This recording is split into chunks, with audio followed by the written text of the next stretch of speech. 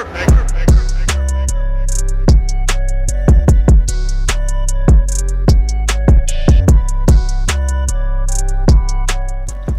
guys, hope you enjoyed the B-roll of all my pets. You have Yoda, Vader, and Obi. We have a little bit of a Star Wars thing going on. Yeah, just practicing shooting with the new camera, so yeah, just took some B-roll footage around my house. But anyways, as promised, the hand history video that I wanted to put out this week, I am recording it, and yeah. So, without further ado, I'm not gonna do too much editing, so let's jump right in. Welcome to Fold Pre, you stupid motherfucker. In this episode, we'll explore how Ryan punts off $1,000 with 4-5 of hearts in early position. Let's listen to his dumbass explanation now. I'm under the gun +2. I look down at 4-5 of hearts. I decide to open it up here. Decide to open it up to 30. It folds all the way around to a middle late position player, and they 3-bet to $100. Folds back to me, and I think we have a bit of a decision on our hands. Folding seems like the coward's way out.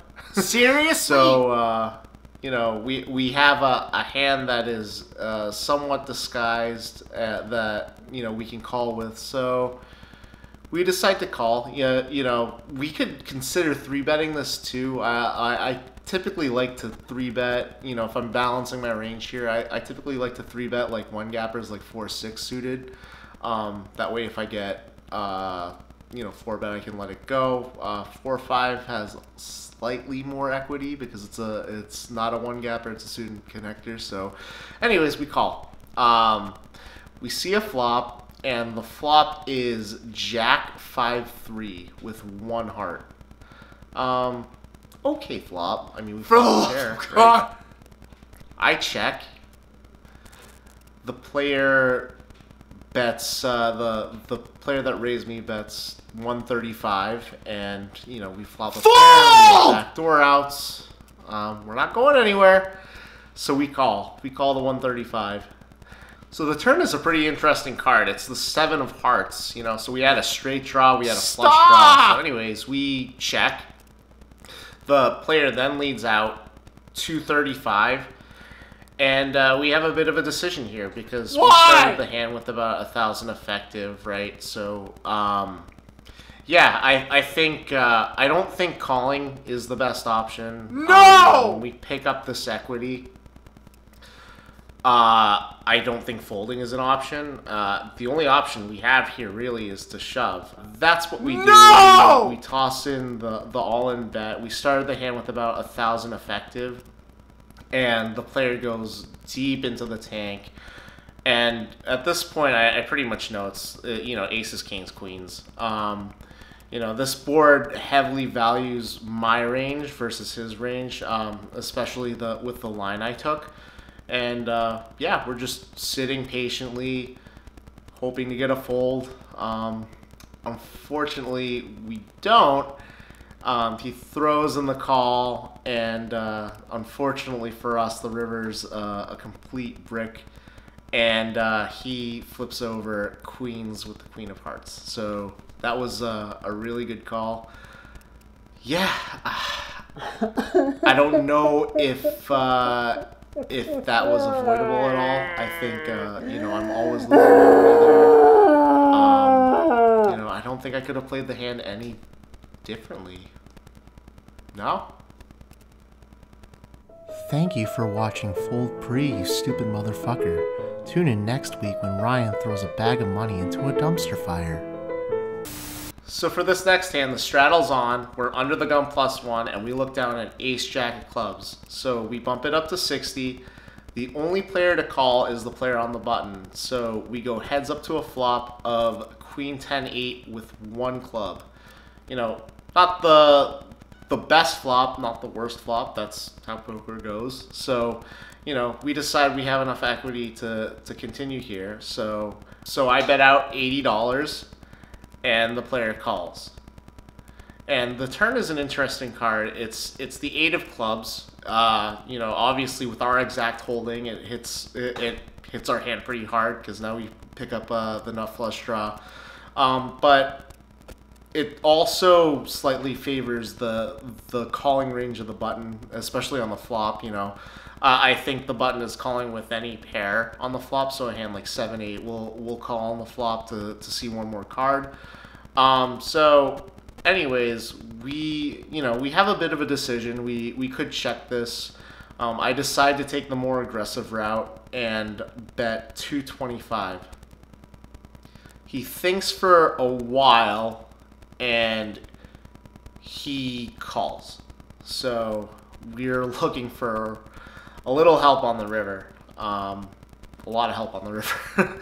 You know, a club, a 9 will do. A king would be fantastic. Unfortunately, it doesn't come. It's an offsuit 7, and we have a decision here too. So we could just give up on this hand. Maybe realize our ace high equity if we get checked back. I don't think that's any good though. So I sat here for quite a bit of time, and I decided, you know, I needed to triple barrel here. We started the hand with about $2,200 effective. The player on the button had me slightly covered. So, you know, we need to fire, and we need to fire pretty big here. It looks like a one pair holding kind of hand, like you know, like a king queen, possibly a queen jack, but we blocked that. Possibly ace queen because it was a straddled pot and maybe the player's playing a little tighter than normal. And I also opened early position, so that might be a hand in their flatting range on the button. So anyways, we fire a bet of 625, and the player is quite squirmish. Goes well into the tank. Tanks for, gee, I don't know, like 2-3 minutes. And he tosses in the call, unfortunately, and that means we are beat. So we flip over our ace jack, and he shows us king queen. Yeah. No good. No good there. Great call. I guess I don't think I would have played it any differently, but yeah, lost quite a bit there. So for this next hand, we have ace-10 of clubs under the gun. We bump it up to 30, and only the big blind calls. So we go heads up to a flop, and the flop is pretty good for us. It's ace-3-5 with 2 clubs. So we have top pair with the nut flush draw. So big blind checks it over to me. You know, I don't see a reason to really bet too large. I tend to down bet here quite a bit. So I bet 25, and the big blind calls. So the turn is the 7 of hearts, and that adds a second flush draw. So I guess specifically 4-6 gets there. Anyways, the big blind checks, and I bet 70, and yeah, this time the big blind decides to put in the check raise, and he check raises to 225.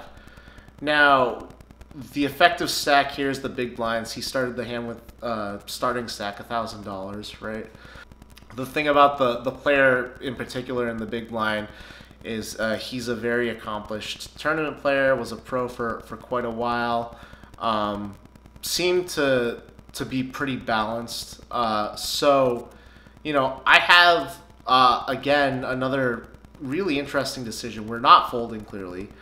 So it's really the option of just calling or getting it in here, given the short stack sizes. You know, he has about a pot size bet left for the river, so you know we're either calling or getting it in here.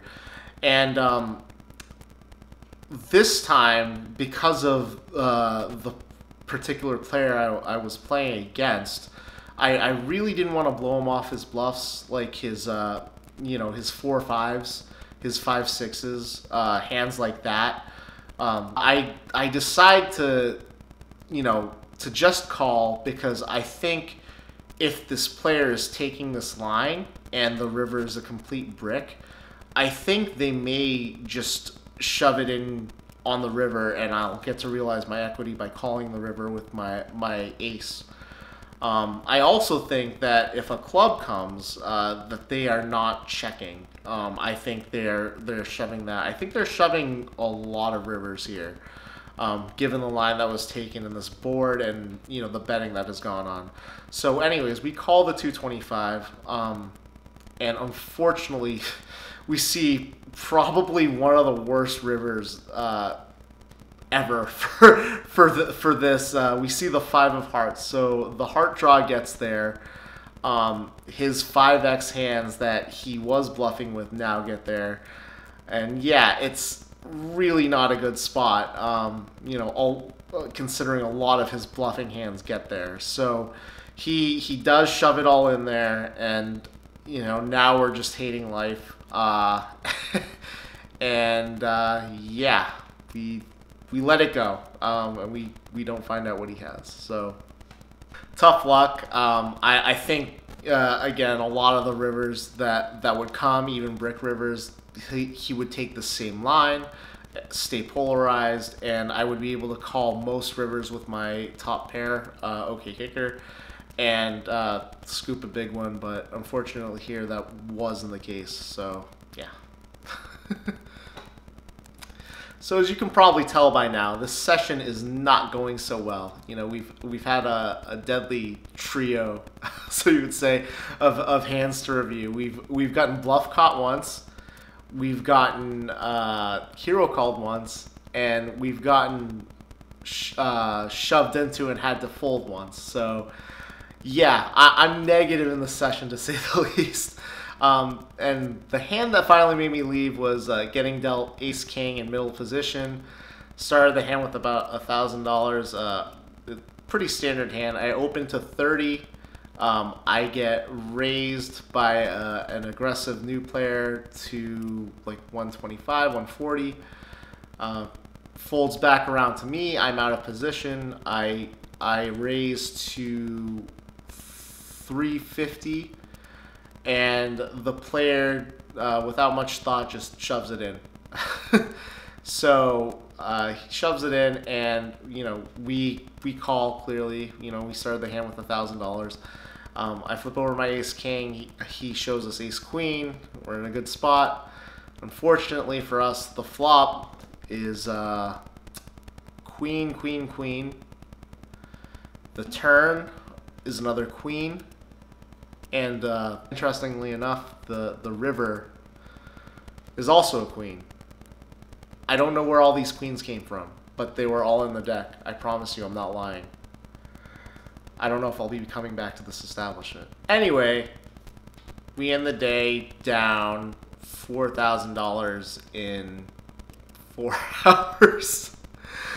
I think that's probably the fastest I've lost $4,000 since moving up to the stake. Yeah, so we got out of there real fast, and yeah, luckily enough, we were able to come back over the next few sessions and kind of like neutralize that loss, and we're up a little bit since then.